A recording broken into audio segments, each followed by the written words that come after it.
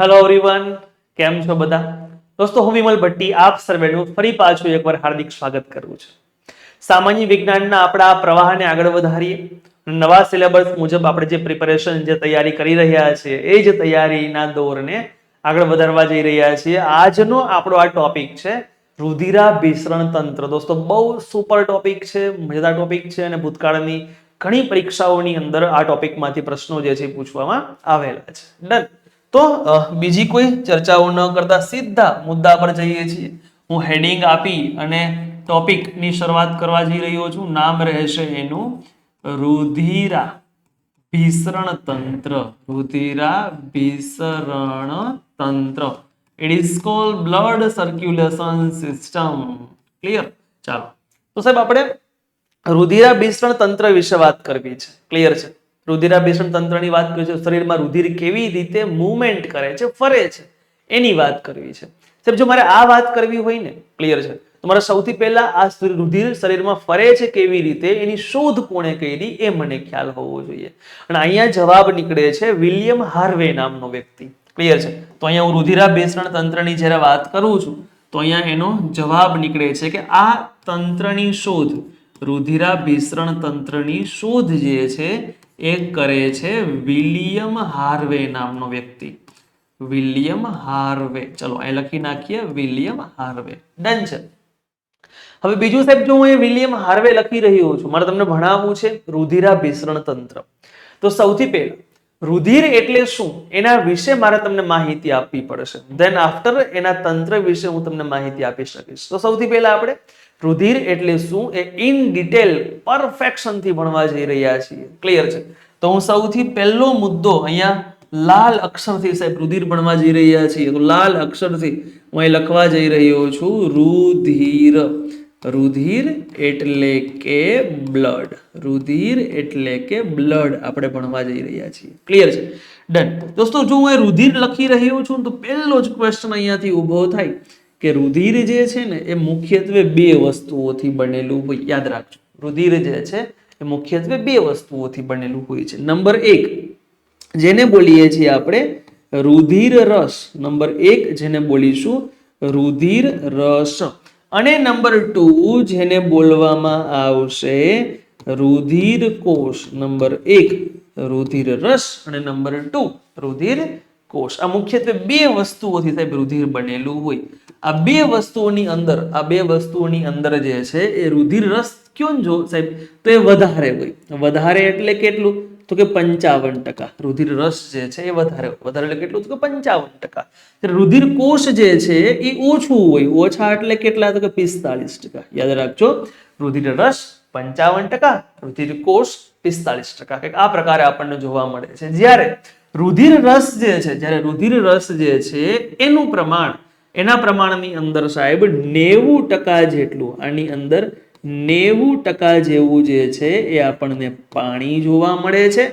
જ્યારે 10% જેવું છે, 10% જેવું એની અંદર આપણને અન્ય ઘટકો જોવા મળે છે.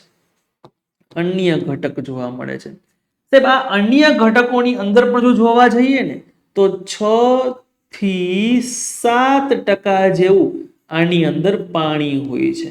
6 થી 7% જેવું અહીંયા આપણને પાણી જોવા મળે છે. જો તમારે આમ, માફ કરશો મારી પ્રિન્ટ મિસ્ટેક થઈ ગઈ, બરાબર છે, પાણી નહીં પ્રોટીન હોય છે. પાણી નહીં પ્રોટીન હોય છે. જો આપણે આમ જોવા જઈએ ને તો એવું કહેવું હોય તો કહી શકાય કે રુધિર જે છે ને, રુધિર રસ એ મુખ્યત્વે બે વસ્તુથી બનેલું હોય છે. એક પાણી અને એક પ્રોટીન. રુધિર રસ મુખ્યત્વે પાણી અને પ્રોટીનથી બનેલો હોય છે. આવું કહેવું હોય તો પણ કહી શકાય. અને પ્રોટીન દોસ્તો હ્યુમન બોડી માટે બહુ જરૂરી છે. જે હું તમને ત્રાક કણો ભણાવતી વખતે માનવ શરીરમાં રુધિર જામી જવાની જ્યારે ક્રિયા ભણાવીશ ને, બહુ ઇન્ટરેસ્ટિંગ સ્ટોરી છે, ત્યારે હું તમને એના વિશે ડિટેલમાં ચર્ચા કરીશ. ક્લિયર છે? આગળ વધીએ છીએ, રુધિર કોષ તરફ જઈએ છીએ. અહીંયા જે રુધિર કોષ આપણને આપવામાં આવેલા છે એ રુધિર કોષ મુખ્યત્વે 3 વસ્તુઓથી બનેલા હોય. એ રુધિર કોષ મુખ્યત્વે 3 વસ્તુઓથી બનેલા હશે. જેમાંથી પહેલો મુદ્દો છે જેને આપણે બોલીએ છીએ RBC. It is called red blood cell. Number 2 બીજો મુદ્દો જેને બોલીશું આપણે WBC. C it is called white blood cell. અને છેલ્લું આવશે અહીંયા ત્રાકકણ એટલે કે પ્લેટલેટ્સ કાઉન્ટ. પેલું આરબીસી, બીજું ડબલ્યુબીસી અને ત્રીજું આવશે પ્લેટલેટ્સ એટલે કે ત્રાકકણ. જો થોડુંક ડિટેલમાં જોવા જઈએ ને તો આ જે આરબીસી છે રેડ બ્લડ સેલ એનું પ્રમાણ રુધિરની અંદર આપણને જોવા મળે છે 50 થી 55 લાખ 50 થી 55 લાખ પ્રતિ ઘન મિલી જોવા મળશે. જ્યારે ડબલ્યુબીસી જે છે એનું પ્રમાણ રુધિરમાં આપણને જોવા મળશે 6000 થી 10000 6000 થી 10000 પ્રતિ ઘન મિલી જોવા મળશે. ક્લિયર છે. જ્યારે ત્રાકકણનું પ્રમાણ જે છે એ આપણને જોવા મળશે 1.5 એટલે કે 1.5 થી 4.5 એટલે કે 4.5 લાખ 1.5 થી 4.5 લાખ પ્રતિ ઘન મિલી આપણને જોવા મળશે. 1.5 થી 4.5 લાખ પ્રતિ ઘન મિલી આપણને જોવા મળશે. ક્લિયર છે. ચાલો સાહેબ આગળ વધીએ છીએ. હવે સાહેબ ચલો હું એમ કહેતો હોય કે 50 થી 55 લાખ પ્રતિ ઘન મિલી, તો તમને ક્વેશ્ચન થતો હશે સાહેબ પ્રતિ ઘન મિલી એટલે કેટલું? ડન. થોડુંક એ સમજવાનો પ્રયત્ન કરીએ. ચલો હું અહીંયા પ્રતિ ઘન મિલી એટલે કે અહીંયા ધારો કે હું કોઈ એક ટેસ્ટ ટ્યુબ ડ્રો કરવા જઈ રહ્યો છું. અહીંયા ડ્રો કરવા જઈ રહ્યો છું. તો આ ટેસ્ટ ટ્યુબમાં ખબર દોસ્તો પેલા આકાઓ તમને આપેલા હોય ક્રમાંકમાં, જેમ કે અહીંયા લખેલું હોય 1 ml, અહીં લખ્યું હશે 2 ml, અહીંયા લખ્યું હશે 3 ml, આવું લખેલું હોય એ લોકોએ 1 ml 2 ml 3 ml. જો આની અંદર 1 ml જેવા ભાગ સુધી જો હું બ્લડ ભરી આપું, રુધિર ભરી આપું, તો યાદ રાખજો આ 1 ml જેવો જે ભાગ છે 1 ml જેવો જે ભાગ, તો આ 1 ml જેવા ભાગની અંદર આટલા જ ભાગમાં આરબીસી કેટલા હશે? 50 થી 55 લાખ. આટલા જ ભાગની અંદર ડબલ્યુબીસી કેટલા હશે? તો કે 6 થી 8000. અને આટલા જ રુધિરની અંદર ત્રાકકણ કેટલા હશે? તો 1.5 થી 4.5 લાખ હશે. સમજી ગયા? જો 1.5 થી 4.5 લાખ હોય, 6 થી 10,000 હોય અને 50 થી 55 લાખ હોય, તો ફરી પાછો ક્વેશ્ચન થાય સાહેબ કે રુધિર કેટલું હોય હ્યુમન બોડીમાં? માનવ શરીરમાં રુધિર કેટલું હોય છે? પૂછાયેલો ક્વેશ્ચન. હ્યુમન બોડીમાં બ્લડનું પ્રમાણ કેટલું હોય? પૂછાયેલો ક્વેશ્ચન સાહેબ. તો અહીંયા એક મુદ્દો લખી શકું હું હેડિંગ લગાવીને કે રુધિરનું પ્રમાણ કેટલું હોય? રુધિરનું પ્રમાણ કેટલું હોય સાહેબ? તો અહીંયા મને રુધિરનું પ્રમાણ જે છે એ જોવા મળે છે વજનના 8% જેટલું. રુધિરનું પ્રમાણ હોય છે વજનના 8% જેટલું રુધિરનું પ્રમાણ આવેલું હોય છે. બીજું સાહેબ પરફેક્શનની થોડીક વાત કરવા જઈએ તો પુરુષની અંદર રુધિરનું પ્રમાણ જે છે એ હોય છે 5 થી 6 લીટર. રુધિરનું પ્રમાણ હોય છે 5 થી 6 લીટર. અને સ્ત્રીઓની અંદર રુધિરનું પ્રમાણ હોય છે 4 થી 5 લીટર. સ્ત્રીઓમાં રુધિરનું પ્રમાણ હોય છે 4 થી 5 લીટર. આમ તમે જોવા જાઓ ને તો પુરુષો કરતા સ્ત્રીઓની અંદર રુધિરનું પ્રમાણ જે છે એ 1.5 થી 1 લીટર જેટલું ઓછું જોવા મળે છે. 1.5 થી 1 લીટર જેવું રુધિરનું પ્રમાણ જે છે એ આપણને અહીંયા ઓછું જોવા મળે છે. ક્લિયર છે? ચાલો તેના પર દોસ્તો વાત કરીએ. સાહેબ તો સાહેબ રુધિર શું છે? એક સાહેબ ક્વેશ્ચન મેં એક્ઝામમાં એવો પણ જોયેલો છે, જે પ્રશ્ન પૂછાય રુધિર શું છે? What is the blood? Clear? જો હું તમને બેઝિક બાયોલોજીની ભાષામાં વાત કરું ને, બેઝિક એકદમ પાયાથી સાહેબ, તો એકદમ પાયાની બાબતમાં બાયોલોજીમાં જો દોસ્તો આવું લખેલું છે કે ભાઈ એક કરતા વધુ કોષ જો ભેગા થાય ને તો એ ભેગા થઈ અને પેશી બનાવે. શું બનાવે? પેશી. એક કરતા વધુ પેશી ભેગી થાય ને તો એ અંગ બનાવે. શું બનાવે? અંગ. એક કરતા વધુ અંગ ભેગા થાય ને તો એ બનાવે અંગતંત્ર બનાવે. એક કરતા વધુ અંગતંત્ર ભેગા થાય ને તો એ બને શરીર. તો એ બની જશે શરીર બની જશે. એક બેઝિક સ્ટ્રક્ચર હોય છે. એક કરતા વધુ કોષ ભેગા થાય તો પેશી બનાવે. એક કરતા વધુ પેશી ભેગી થાય તો એ અંગ બનાવશે. એક કરતા વધુ અંગ ભેગા થાય તો એ અંગતંત્ર બનાવશે. ને એક કરતા વધુ અંગતંત્ર ભેગા થાય તો એ શરીર બનાવશે. એક લાઈન હોય છે સાહેબ. અહીંયા તમે જોવો તો એક કરતા વધુ કોષ છે કે નહીં, તો કે જી હા સાહેબ, આરબીસી એક કોષ છે, ડબલ્યુબીસી એક કોષ છે, ત્રાટકણ પણ એક કોષ છે.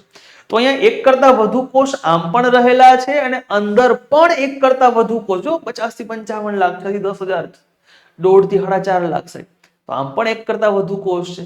તો એક કરતા વધુ કોષોના સમૂહને દોસ્તો પેશી બોલાય. એટલે સૌથી પહેલો પ્રશ્ન અહીંયાથી એ નીકળે છે કે રુધિર શું છે? તો રુધિર પેશી છે. એટલું ડન થઈ ગયું. રુધિર શું છે? રુધિર પેશી છે. નેક્સ્ટ દોસ્તો, રુધિર માનવ શરીરના તમામ અંગો સુધી, તમામ ઓર્ગન સુધી જવાનો પ્રયત્ન કરે છે. જો આ તમામ અંગો કે તમામ ઓર્ગન સુધી જવાનો પ્રયત્ન કરતું હોય તો એટલે કે તમામ અંગોને ઇન્ટરનલી જોડવાનું કામ, કનેક્ટ કરવાનું કામ કરી રહ્યું છે. જો એ ઇન્ટરનલી જોડવાનું કે કનેક્ટ કરવાનું કામ કરતું હોય છે, ક્લિયર છે, તો એને બોલી શકાય માનવ શરીરને ઇન્ટરનલી જોડે છે, એટલે કે સંયોજે છે, સંયોજવાનું કામ કરશે. ક્લિયર છે સાહેબ? તો આને બોલે જોડાણ પેશી અથવા તો સંયોજક પેશી બોલી શકાય છે. બહુ સામાન્ય ક્વેશ્ચન અહીંયાથી નીકળે છે કે રુધિર છે એ શું છે? તો રુધિર જે છે એ માનવ શરીરની અંદર રુધિર જે છે એ જોડાણ અથવા તો એને કહી શકીએ સંયોજક, જોડાણ અથવા તો સંયોજક પેશી, આવું સાહેબ એને બોલી શકાય, આવું એને કહી શકાય. ડન છે? જોડાણ અથવા તો સંયોજક પેશી આપણે એને કહી શકીએ. ક્લિયર છે? ધેન આફ્ટર દોસ્તો સાહેબ એક વસ્તુ યાદ રાખજો, હું એક વસ્તુ બોલતો હતો કે રુધિર જે છે એ માનવ શરીરના તમામ અંગો સુધી રુધિર જતું હોય છે. માનવ શરીરના તમામ ઓર્ગન્સ સુધી રુધિર જે છે જતું હોય છે, પણ એક્સેપ્ટ કનિનિકા. કનિનિકા જે હોય એની અંદર રુધિર આવતું હોતું નથી. માનવ શરીરની આંખનો સૌથી બહારનો ભાગ જેને બોલાય કનિનિકા.